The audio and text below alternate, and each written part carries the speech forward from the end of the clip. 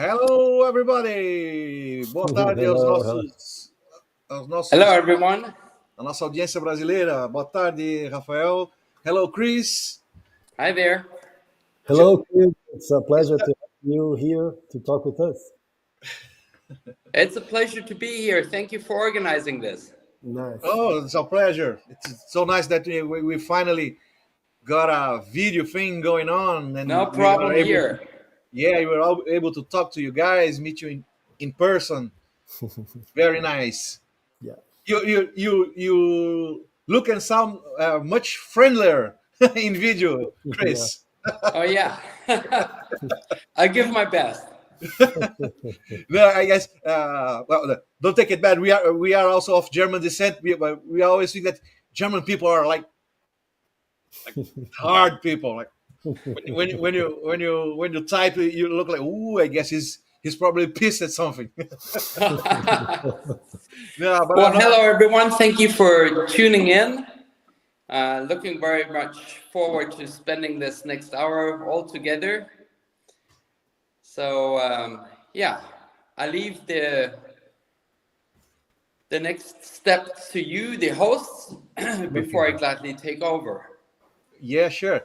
Let me share screen here. Chris, give us a little bit of tell us a little bit about your background.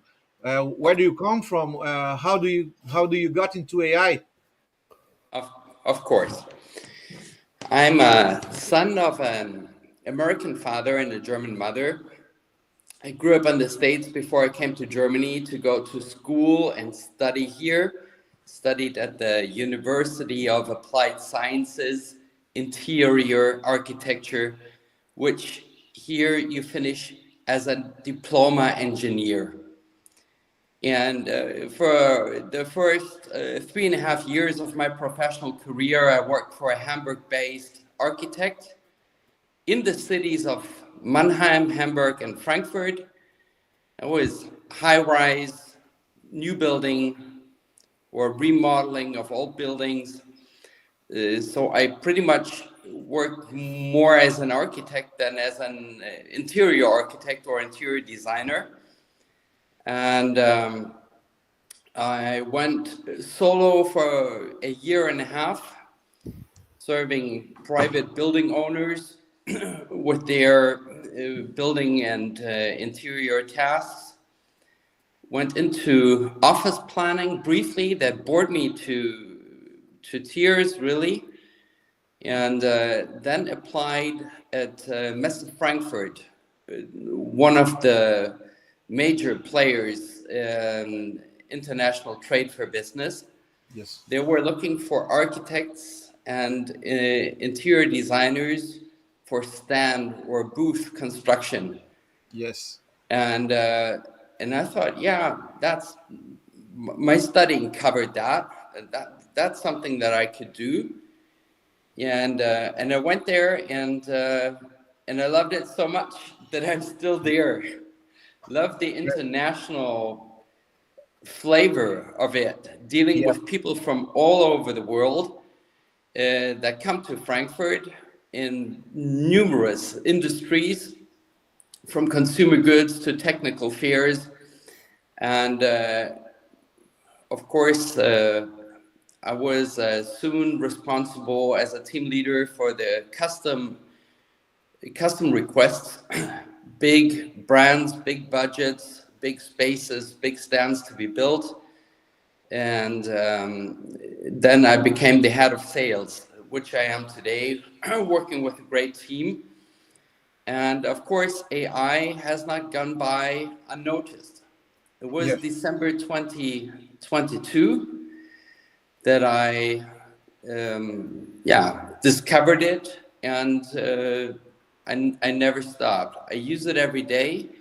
I practice. I tried everything out, and soon gained a reputation for being the guy who would try, test, and compare everything and post about it on LinkedIn, which is like pretty much the only social media I use. Okay. Nice. Yeah, I remember the first time we talked, I guess you are asking about some upscaler, and I had just used upscale for a trade fair booth that I was responsible for, and Hmm. that's how I saw you asking for, and I suggested you upscale. Not sure if you ever used it, but I remember that it was our first talk. Right. Yeah. That's true. And, There and we discovered one of many things that we have in common and share. The trade for yeah, booth, right? that's good. And tell me, Chris, can I call you Chris? Of course. Nice. Do you use most of times stable diffusion or only the stable diffusion? Because I used to see you talking about this platform. Yeah. Um, I tried everything that I could get my hands on, everything that one could use for free without installing it to my computer. So in my early days, I used Midjourney also, but while many people like Discord for many good reasons, it's simply not for me. Nice. And also, I found, well, at that time, I felt as if 99% of all AI creatives would use Midjourney.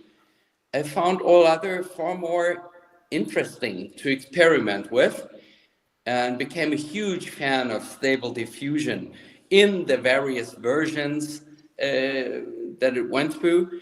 But as I said before, whenever I heard or learned of or read about a new platform, I immediately tried it and shared my findings, fails included. So in little to no time, I tried like more than 100 AI image generators. And yeah, and then of course, as we all know, at least us who are in the thick of it, things developed at a breathtaking speed. New functions, new players popped up every month, every week, every day. Someone would write about the new game changer. This is going to change it all. And yeah, it just accelerated. Nice.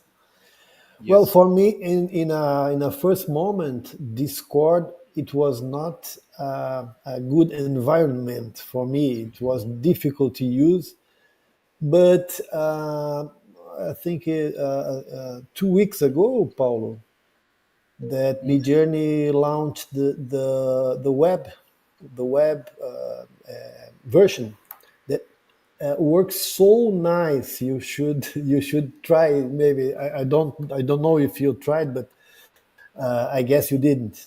Uh, that's my hint. Yeah. You know. I Sorry, Chris. My English is a little bit rusty because I don't frequently use it, but I'm gonna be a little bit in the background here. But I will try to speak myself. Okay. your English is wonderful. Yeah. Now, sooner or later, some platforms became aware of me and what I did, that I would try and test and compare and post about it, and they approached me if I wanted to be like a beta tester before their public launch or before they launched a new update or upgraded version, which I gladly did. I got access to platforms that were not publicly or easily available, and I got free tokens to burn. What more can you ask for Nice. when you're an explorer? Uh, Interestingly enough, and maybe to no surprise, the platform developers never wanted to hear praise, how cool and how great their platform is and how super it looked, but they wanted to learn from me what sucks, what doesn't work, bug reports for bug fixes, and to tweak it right and to make it better before they go public with the platform or the next step. And I had great fun doing that.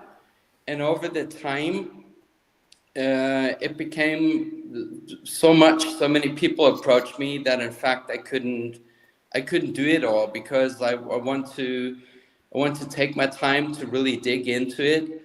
And by now I might recommend the right people if I don't find the time to do it myself. Nice. Yeah. And Chris, lately, which is the platform that you are spending most time on to create images? Okay.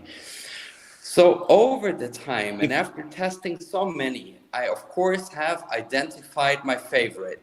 The example you show is something that I did last night. It's Leonardo AI, which I have learned to love.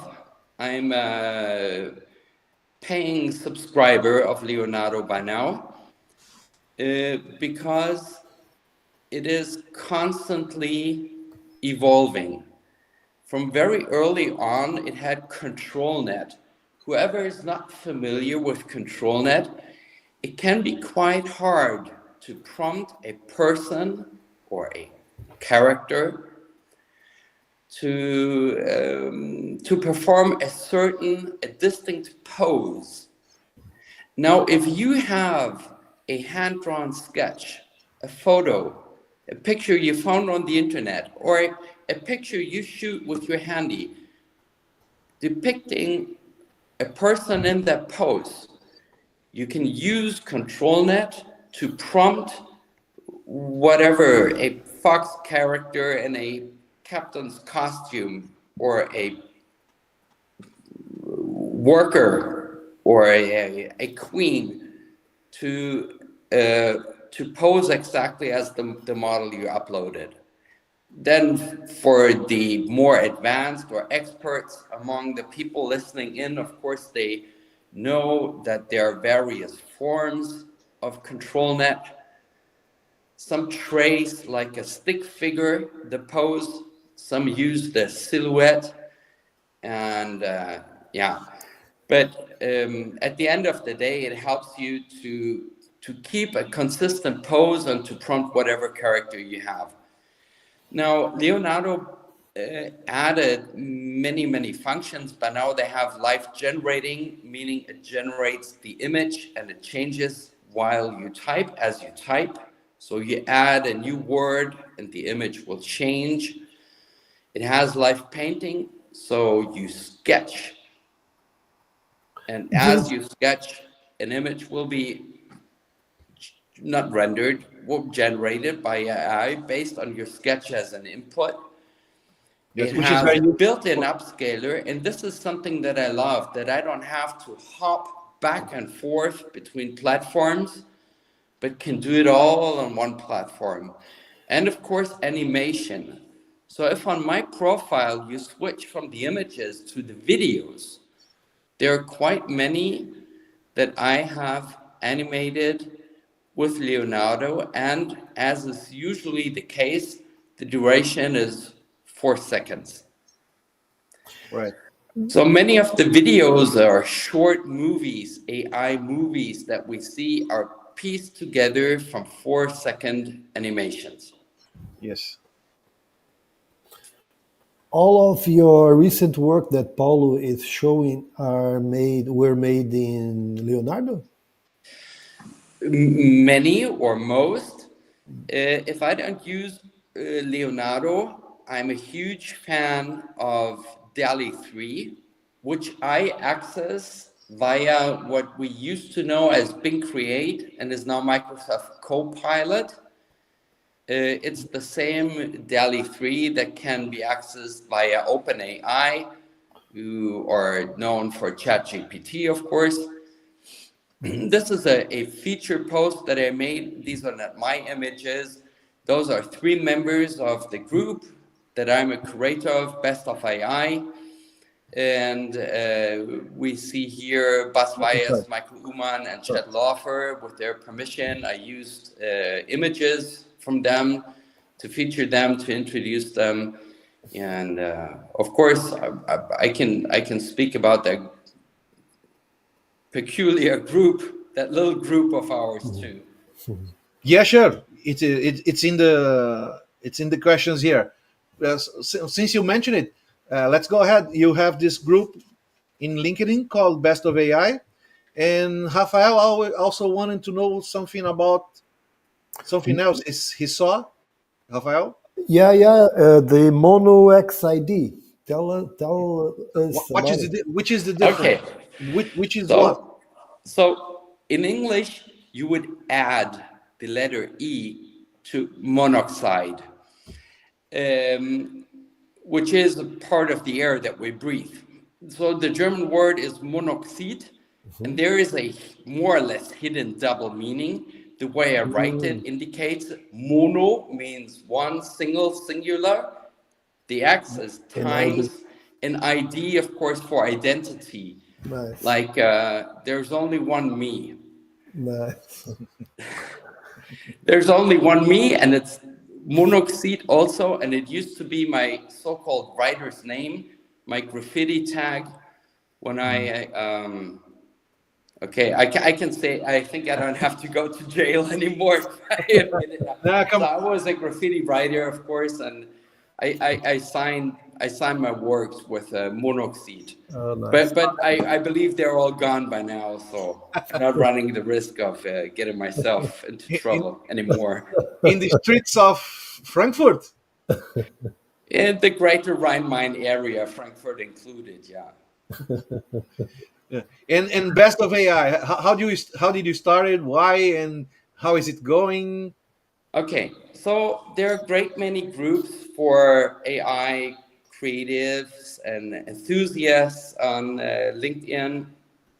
I think one of the best, and we all agree on there, is AICC, the Artificial Intelligence Creative Community. It's a fantastic group.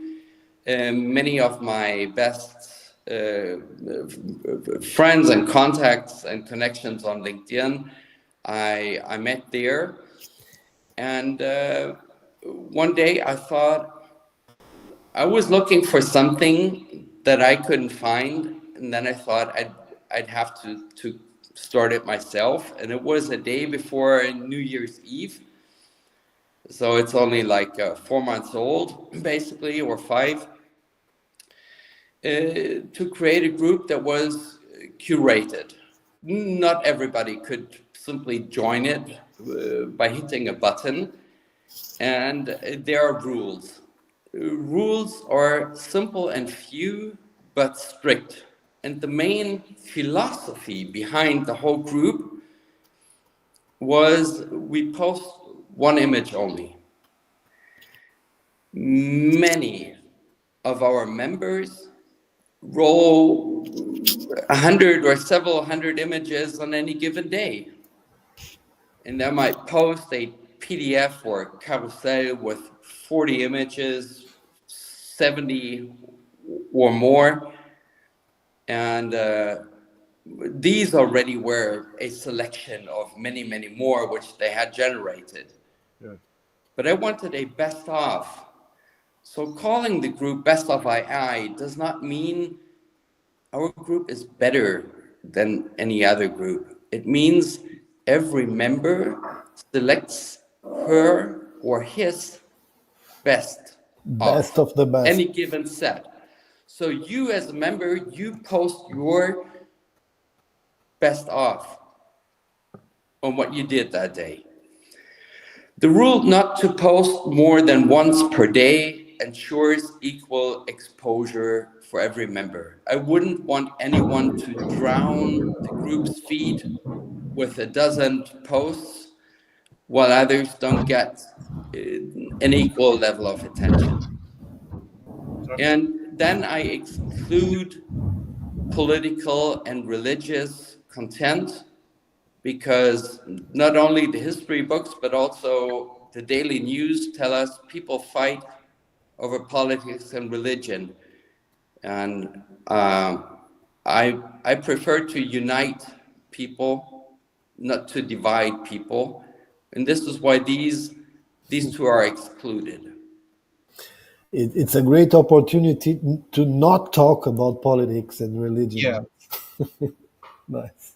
Yeah, it's a good time of the day to get away from it. Actually, here in Brazil, we are like, well, I guess as in most places, we are very polarized now, and politics has taken over Yeah. almost every conversation. It's So let's not talk about this. yeah, sure. Just mention and skip it. Yeah. Right. So, Chris, you were one of our dear guests in Sintetica 1. Let me open it here. Yeah, that was a great pleasure. Yeah, and we will surely invite you to do a full feature. Yeah. Uh, These images, by the way, they're really close to my heart. They are among my all-time favorites. They were made more than 10 months ago using Dall-E 2 still, and it was a time where the common opinion was no other at that time, almost a year ago. The common opinion was that for photorealism, there's Midjourney and nothing else. So there might be many more platforms, but no other platform could provide what at that time was the holy grail and considered photorealism. And I thought it's time to prove them wrong, and this is what I made with Dall-E, and I love these. yeah, I remember when you published them. I guess it was on AICC or on your own Yeah, profile, and it was like, what? What is he doing? It's really amazing. The level of realism is really incredible, even now. It's something that as time goes by, we start to look at other images that we thought were great, and we now look at them and then go, yeah, not that much. I guess I was a little excited at the time, but these images, I guess they'll pass the test of time.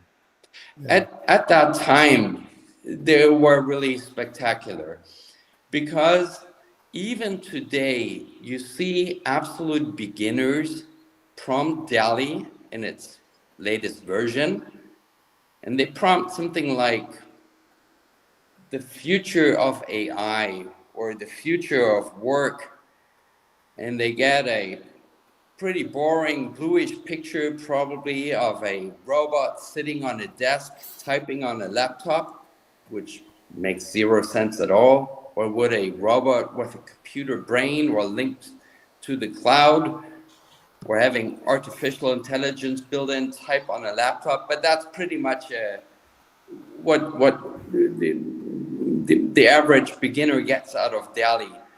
So my aim was always to go one step further. And for all the people who tune in, I will share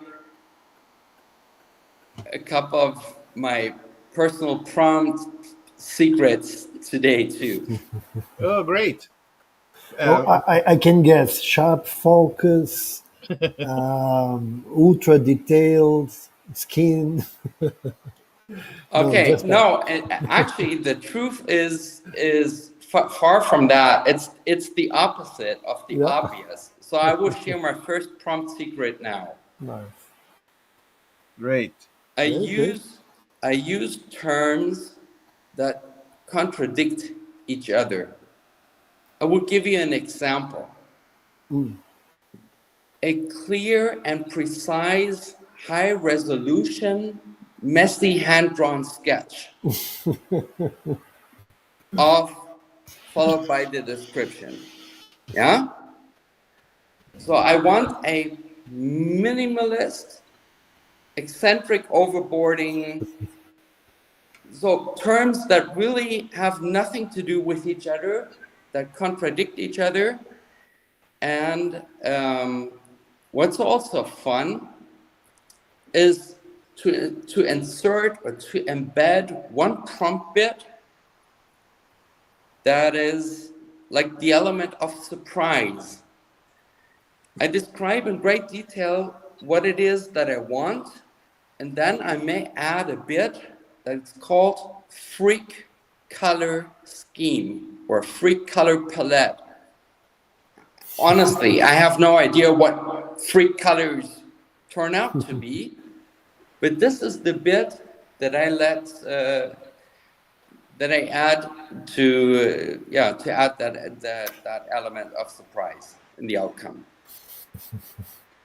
Yeah, that's Unusual.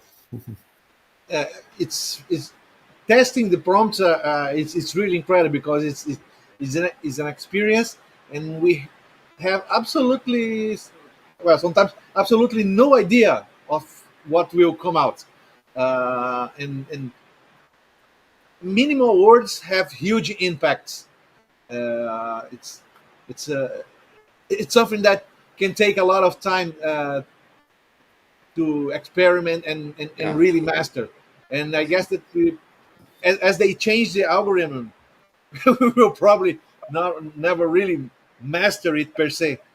Uh, So and I recommend to play a lot, not yeah, to be afraid of failing, to be experimental, to try everything. What happens when I have a typo, when I spell a word wrong, when I enter an emoji, when I enter a character um, from a different language, a different alphabet, something that makes little to no sense at all. What's going to happen? And this emphasizes something that I use, a phrase that I coined and that I use when I teach AI for text and image generation. The machine, the engine, the AI image generator is everyone's slave. To make it your friend, that's your aim and goal. So what do I mean when I say it's everyone's slave? It has got to deliver, no matter what one word prompt or gibberish one might type as a prompt. It has got to deliver something.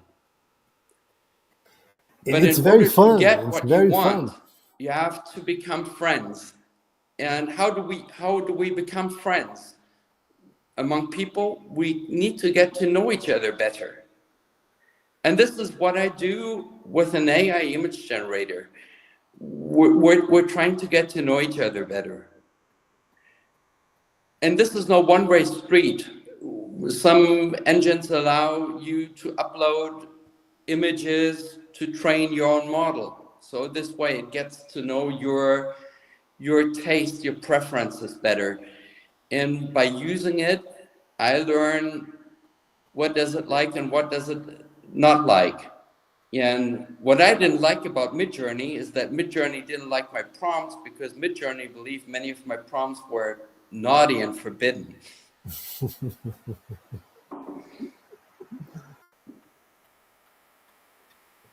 And Chris, you don't use Instagram.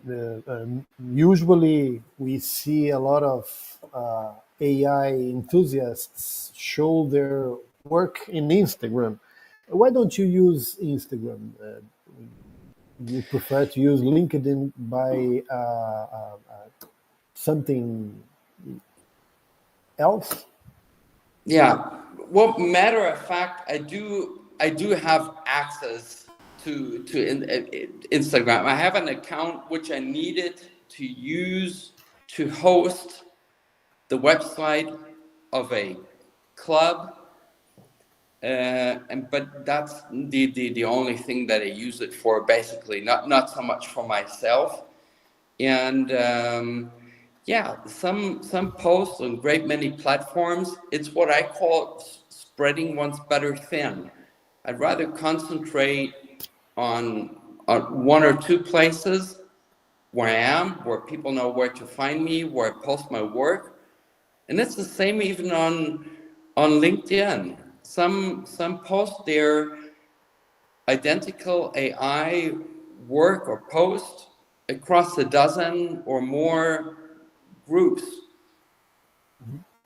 And I sometimes observe that some of their posts get only little attention or few likes in certain groups, so I don't really see, it doesn't make much sense to me, but then it's everyone's personal private decision, of course. So I concentrate on one platform mainly, also because of course I follow the industry news relevant to me, our competitors and all that. So yeah. And then, of course, it's not, for me, AI is not about posting images on LinkedIn. For me, it's about embedding it in my workflow. I'm officially member of the AI task force of Messe Frankfurt, the company that I'm working for right now. On the side, I train people in AI, text and image generation, and AI agents for workflow and efficiency. Yeah, so I've become an AI trainer by now. I recently had the great pleasure to train my Dubai colleagues of Messe Frankfurt, and yeah, had great fun doing so. Yeah, Nice. you can also tell us then a little bit about being a U.com ambassador.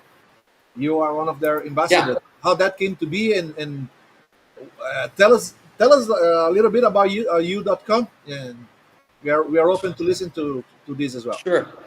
Now, being very much interested, of course, in artificial intelligence and what it can do for us, if it's dangerous or not, or, you know, I didn't want to read or so much articles about it, but I want to try to make. I don't like hearsay. I want to make my own experiences, to come to an educated opinion.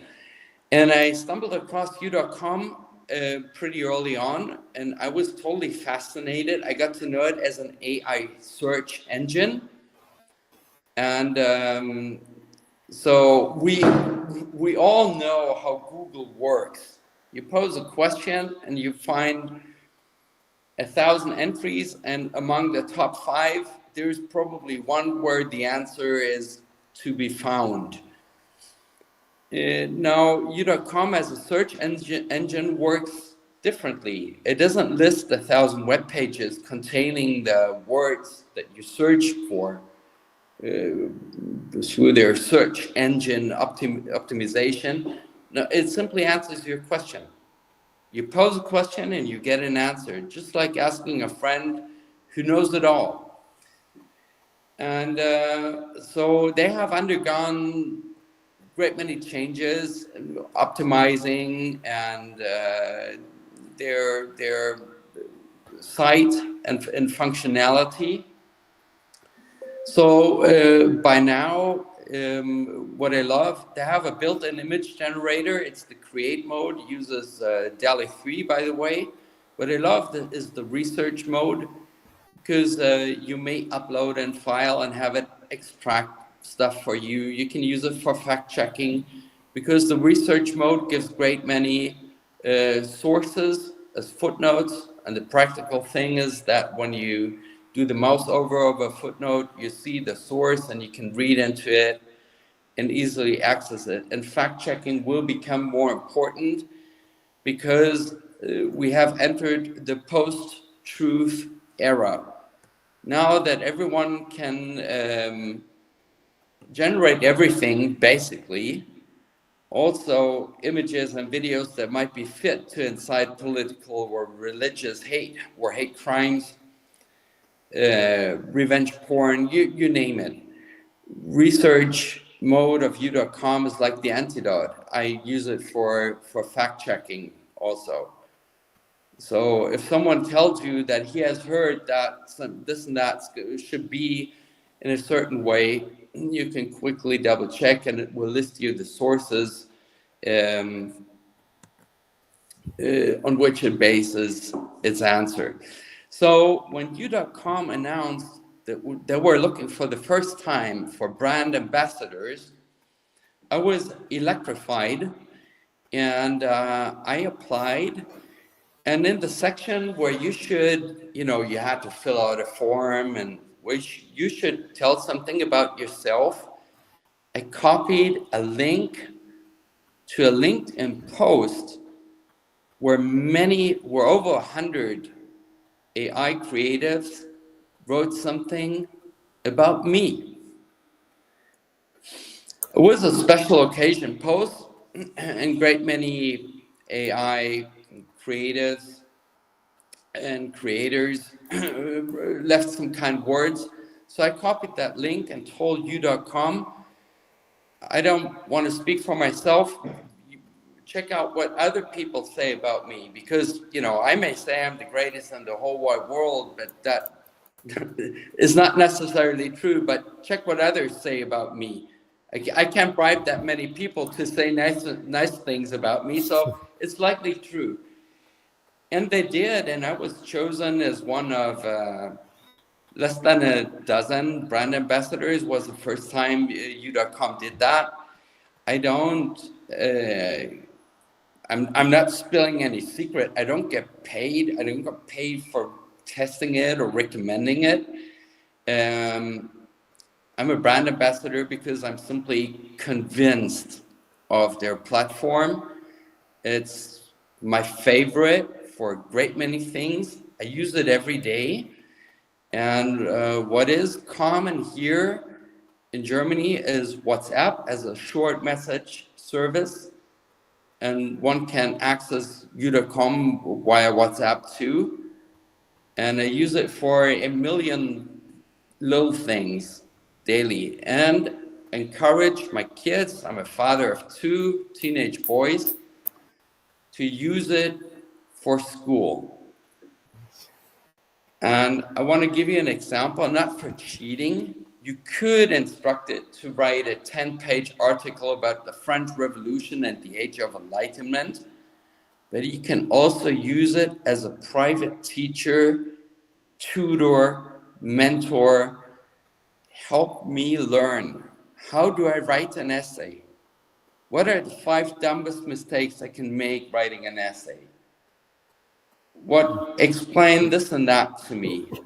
The grammar, write a test for me and check my answers. Tell me where I went wrong and explain to me what I did wrong and how I can do better. Like that. So I encourage them to make it their friend, and to help it, to let AI help them learn and study. So nice. Yeah, I'm having a bit of trouble with my, not exactly trouble, but it's raining really heavy here, and I'm afraid that the noise is too loud. Is that the case? Can you hear It's fine. Fine? Okay. Not just a rain, a storm is going now. It's going on now. Well, Yeah, stay yeah. safe. Yeah. May I ask a question, Paulo? Sure, Clark. Clark, go ahead. Changing a little bit the matter. How about the artists reference? Do you used to use them in your prompts? No, What can you tell? No. no.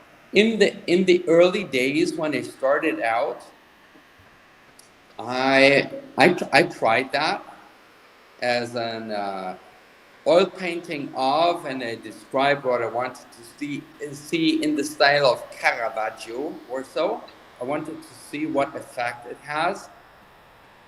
And I did that a handful of times, and then I dropped it, and I simply don't do it. I want to evolve my style, not copy or have the influence of any. There are so many great artists. I frequently go to museums. I'm a museum lover, really. We have so many of them in Frankfurt. Oh yeah. Oh yeah.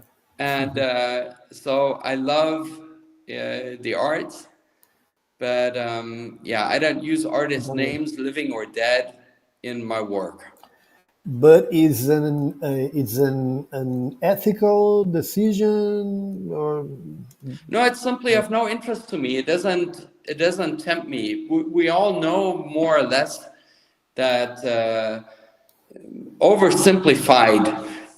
They have these AI image generators have been trained on the internet with everything it contains, with every artist's artwork ever made publicly available. That's the oversimplified, shortened version. So it's all in there somehow. I don't need to. Yeah, I don't use artist names.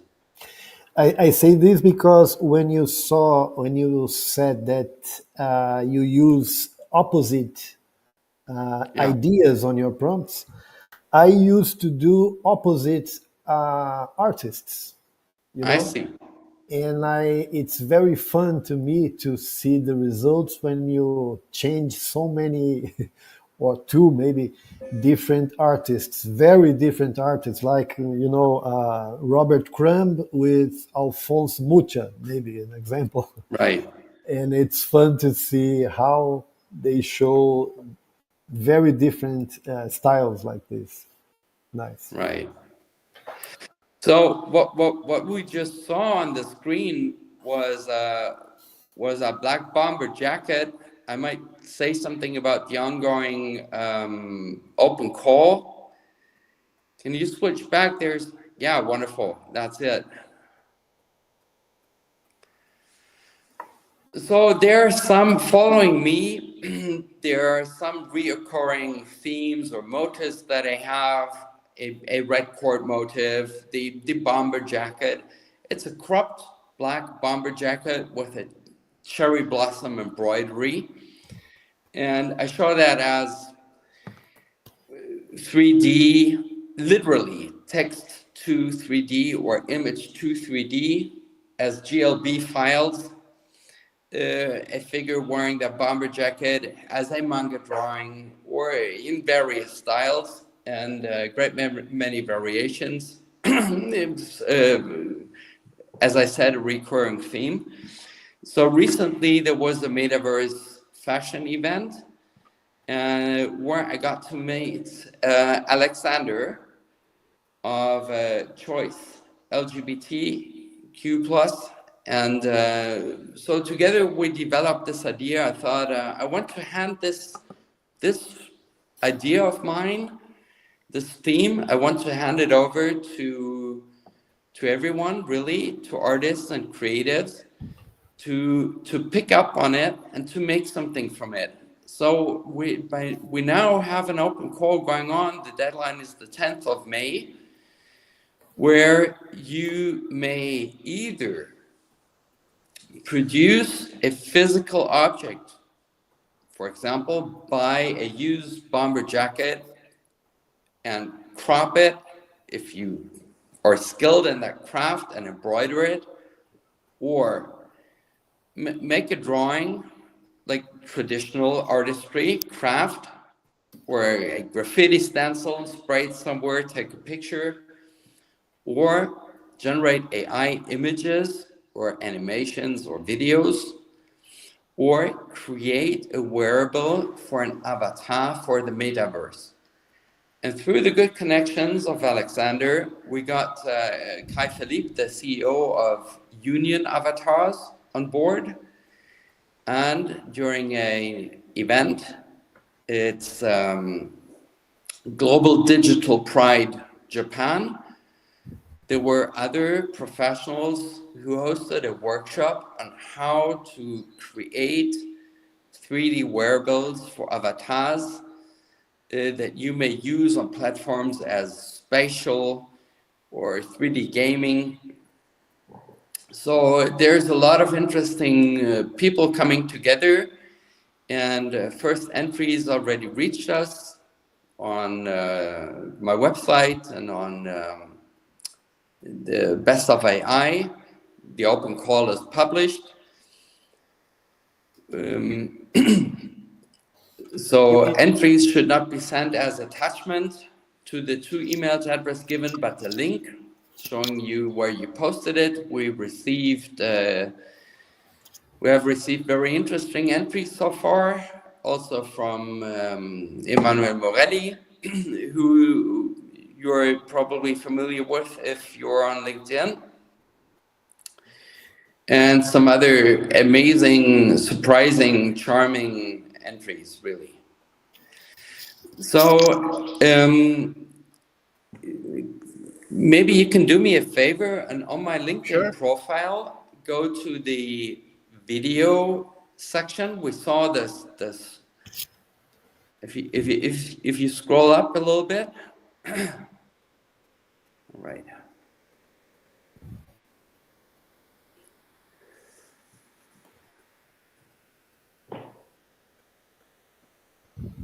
It says posts and images and videos, exactly. So there are a few, the most recent ones I believe are all made with Leonardo. I tried them all, the runways, Kaiba, Pika, Genmo, they work differently, they're all excellent, more or less control.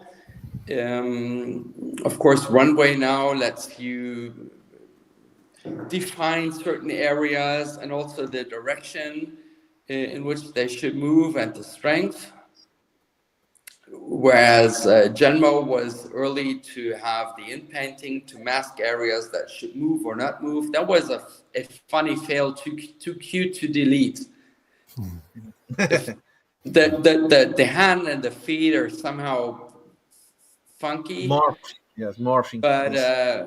But I thought it was simply too good to delete. Yeah.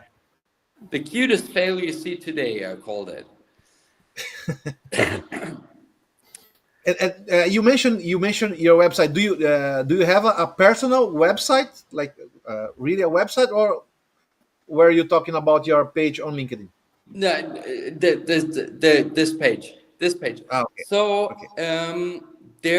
there's a girl with a peach background, and she wears like a metal thing around her head. Right, caged, I called it. So maybe you can play that. Animation with Leonardo is a lucky draw. You have no control, and you don't know what it is that you get. You have like a toggle switch or a slider. You have a slider, and you can set the strength of the animation from 1 to 9 or 10, I believe, to stay within 3 or 4 is safe. Otherwise, it gets very wild, wobbly, and experimental. And what I like so much compared to like Leia, who have the parallax effect, or others, is that often enough Leonardo gives you a turn of head, maybe the eyes blinking or something like that, in a very good quality. We all know all platforms are constantly evolving, new functions, they get crisper, they have the built-in upscale soon. But in my taste, Leonardo gives me what I want. And I'd say 1 out of 2 animations is perfect, really. So there's not much that I can't use. Is video an interest of yours? I mean, is you do this just for experimenting, just to having a little animation, or are you one of the guys who is like highly expecting Sora, for example? That's a good question. Well, up until now, I'm maybe I'm too lazy. Maybe I lack time to piece a video together from 4-second bits. Oh, that's just the sigh of relief, breathing, with the red chord theme that I have going. Like that too. We can talk. Our lower teeth are funky, but you don't really pay attention to the teeth so much. And there's more videos. If you scroll down, I believe it does say more videos. Yes.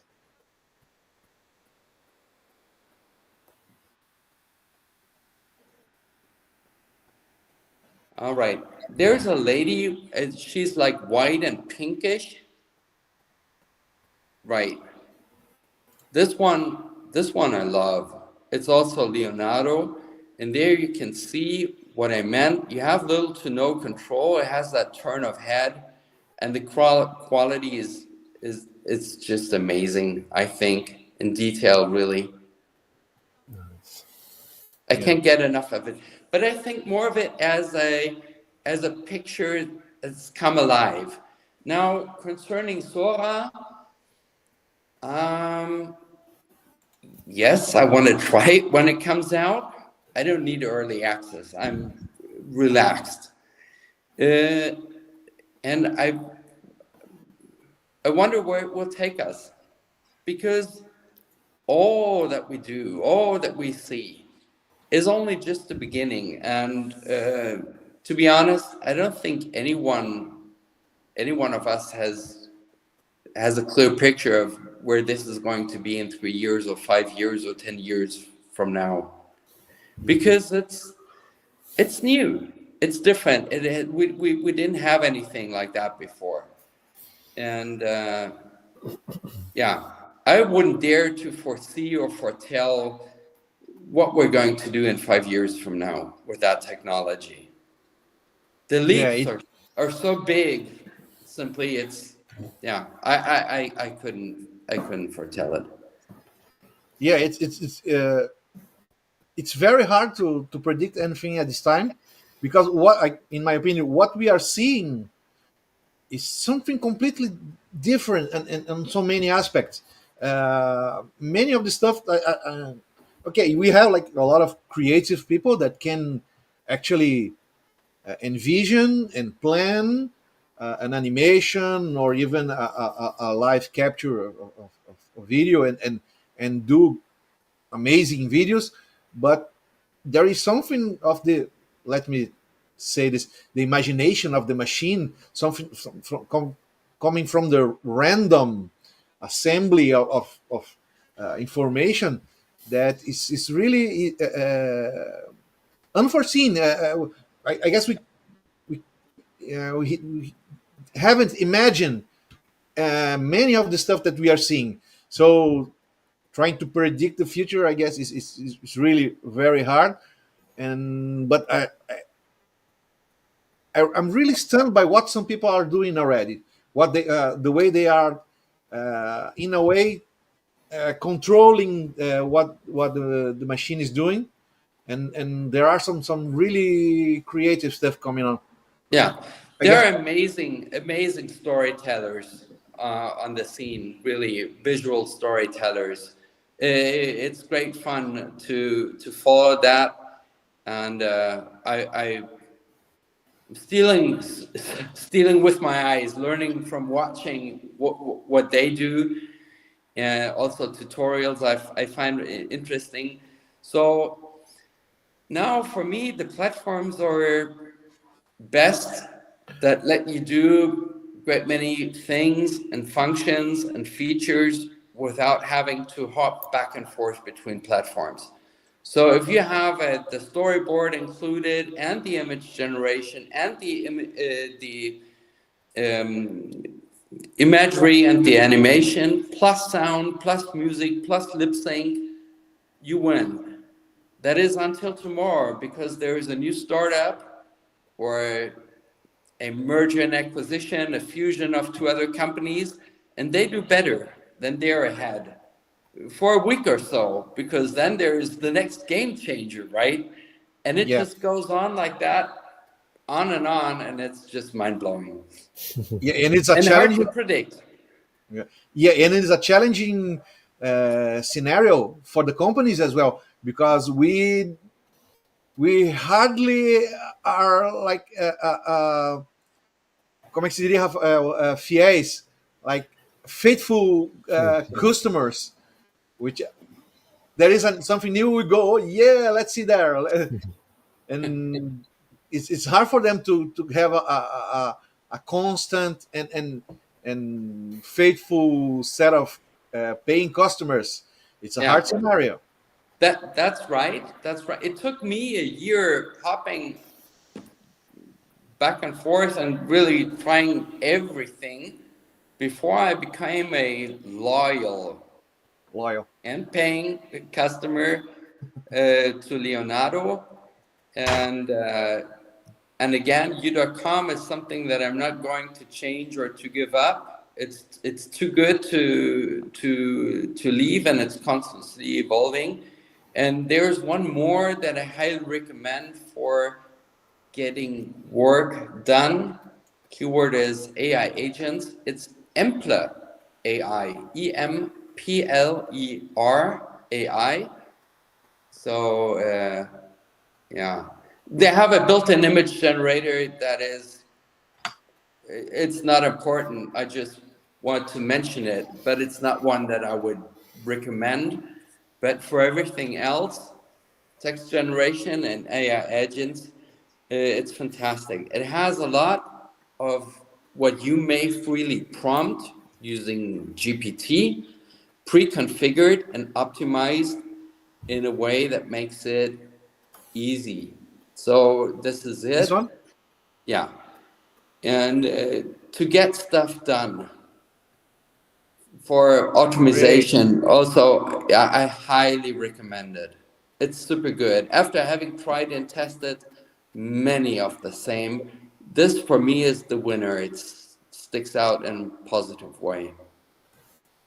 Great. I'm a big fan of everything AI, but I really think that productivity is very important, Yeah. and I love to test these things. This is a Again, great it's no product placement. I'm not getting great YouTube. paid or anything for recommending Employee. I recommend it because I am convinced of. Oh, we lost him. Maybe he got with without battery or something.